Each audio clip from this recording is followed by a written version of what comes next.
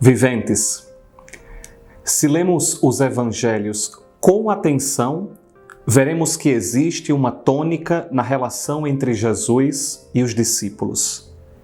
Enquanto Cristo explica que a sua missão é abaixar-se, os 12 estão o tempo inteiro vendo uma maneira de se promoverem.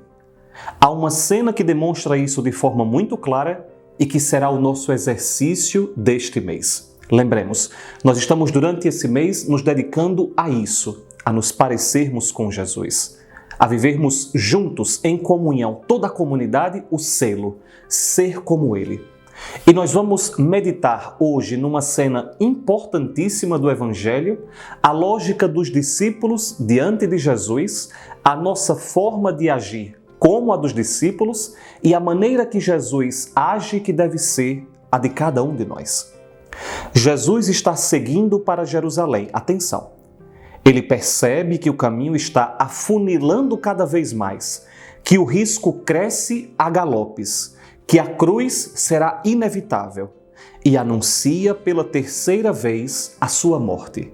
No entanto, em meio a esse caos que se aproxima, diante das palavras amargas de sacrifício, a mãe de Tiago e João se aproxima com eles, prostra-se e pede que Jesus lhes dê um lugar à sua direita e à sua esquerda no reino dos céus.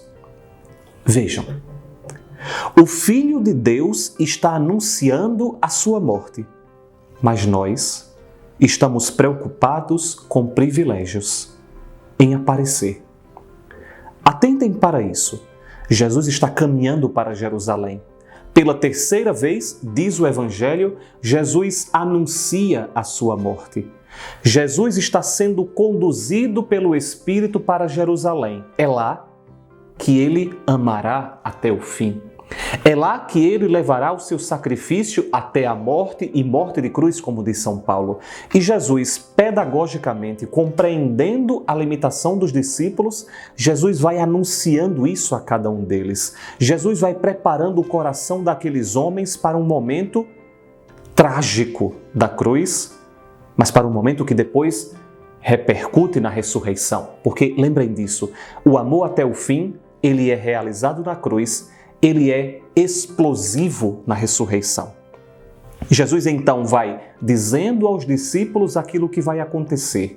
E no meio desse momento trágico, no meio desse momento difícil, a mãe dos filhos de Zebedeu, a mãe de Tiago e João, se prostra diante de Jesus e pede que Jesus dê a cada um deles um lugar à direita e à esquerda no reino dos céus. Imaginem essa cena, contemplem essa cena. Jesus anuncia o seu sofrimento. Os discípulos estão preocupados com privilégios. Vejam a tônica contraditória. Depois de um breve diálogo entre Jesus e aquela mãe, que certamente queria o bem dos filhos, mas, atenção, não o bem segundo a vontade de Deus, os outros 10 apóstolos, diz o Evangelho, ficam indignados. Está armada a confusão. Novamente chamo a atenção para isso. Jesus está dizendo que vai morrer. Vejamos a preocupação dos discípulos. Onde está? Nós somos assim. Este mundo é assim. E o próprio Jesus diz isso. Os governantes das nações as dominam e os grandes as tiranizam. A nossa tentação permanente é esta: dominar e tiranizar uns aos outros. Procurar uma maneira para que a nossa palavra seja a última, para que ela seja valorizada, obedecida. Nós queremos os primeiros lugares, os elogios, as recompensas, os títulos. Queremos chamar a atenção para nós mesmos, para os nossos feitos, as nossas capacidades, o nosso corpo, a nossa inteligência e até mesmo, atenção, até mesmo para as nossas virtudes e projeto de santidade. Sim, projeto, porque querer que os outros nos achem santos não é santidade. Vejam, a nossa preocupação o tempo inteiro, a nossa tentação o tempo inteiro É o nosso desejo pelo privilégio, é o nosso desejo do título, é o nosso desejo da atenção, dos holofotes. O nosso desejo é o tempo inteiro que as pessoas nos valorizem. A nossa tentação é o tempo inteiro buscar o primeiro lugar, mesmo no momento em que Jesus se apresenta, no momento de dor, no momento de sacrifício. Na hora em que Jesus está anunciando a sua paixão e morte, os discípulos com a sua mãe estão preocupados em receber um lugar à direita e à esquerda. E diante disso, os outros discípulos, os outros 10, se indignam, ficam irritados. Vejam, a confusão está feita. Quando é que na nossa comunidade a confusão está feita? Quando cada um de nós quer ter o protagonismo em detrimento da comunhão. Quando cada um de nós quer fazer com que a sua palavra seja a palavra final. Está aqui no Evangelho. E vejam, os discípulos conviviam com Jesus. Se entre eles isso existe, quanto mais nós. Então, Jesus anuncia o seu sacrifício. Eles estão preocupados com os títulos, com os privilégios, com o lugar à direita e à esquerda. E essa geralmente é a nossa tentação. Jesus então fala de si. E este será o nosso selo do mês. Atenção, viventes, este é o selo do mês. O Filho do Homem não veio para ser servido, mas para servir e dar a sua vida como resgate para muitos. É isto o que nós vamos fazer durante este mês. Servir e servir muito. Servir, sobretudo, para resgatar, para salvar, para reconciliar, ainda que seja preciso dar a própria vida. Afinal, isso é amor até o fim. Sim, muitas vezes não procurar o próprio benefício nos custa como se perdêssemos a vida. Muitas vezes deixar de lado a própria ideia para caminhar na comunhão é como se perdêssemos a vida. Quantas vezes não sentimos isso? Mas é justamente esse o caminho que Jesus indica. Atenção, Jesus deixa claro. Aquele que quiser tornar-se grande entre vós, seja aquele que serve. E o que quiser ser o primeiro dentre vós, seja o vosso servo. Vejam como Jesus modifica, vejam como Jesus é sinal de contradição. Para ser grande, é preciso ser pequeno. Para ser elevado, é preciso abaixar-se. Jesus, ele é elevado à maior glória porque ele desce ao mais baixo que qualquer ser humano poderia abaixar-se.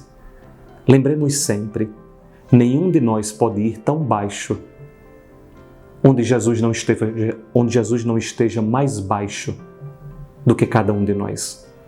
Abaixo de nós estará sempre Jesus, porque Ele pegou o último lugar. Lembrem, viventes, lá no capítulo 13 de João, é Jesus quem se abaixa. Nenhum de nós vai se abaixar nunca o suficiente para chegar tão baixo como Ele se abaixou. E é Ele quem diz, se nós queremos a glória, nós precisamos ir pelo serviço. Se nós queremos o mais alto lugar, nós precisamos nos abaixar mais profundamente e mais humildemente. Não procuremos os holofotes, não busquemos os elogios, não desejemos qualquer espécie de honra, não queiramos ser servidos, sirvamos, doemo-nos. E se doer, lembremos do que dizia Santa Teresa de Calcutá: enquanto não dói, não é amor. Enquanto não dói, não é amor. Enquanto não custa, não é amor.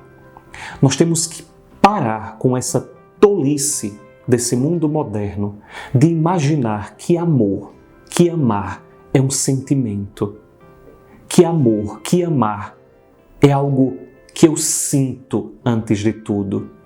Dom Henrique diria, chamem a isso folia, mas não amor.